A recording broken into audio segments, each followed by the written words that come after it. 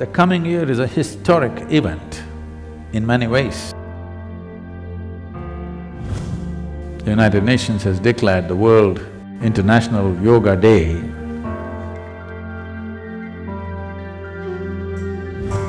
over 15,000 years ago. Since Adi Yogi, many things have happened in terms of propagating yoga, in terms of reaching out. Many administrations in the form of kings took to yoga.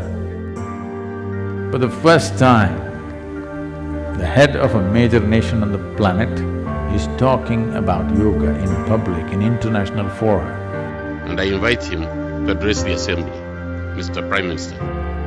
योग केवल व्यायाम भर न होकर अपने आप से तथा विश्व व प्रकृति के साथ तादात्म्य को प्राप्त करने का माध्यम है। This could be a kind of a foundation stone to make scientific approach to the inner well-being of the human being, a worldwide thing.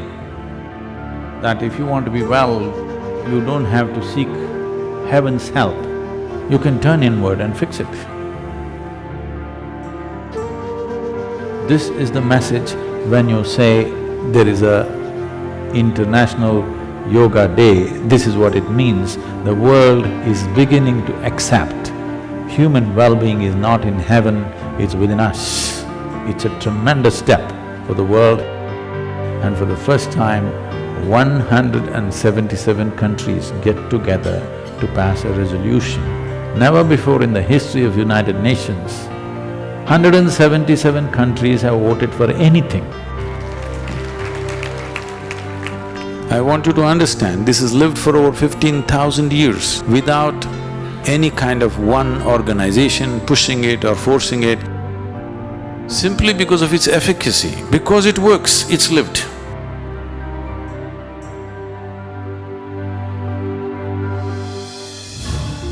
Today, nearly 2 billion people on the planet are doing some form of yoga.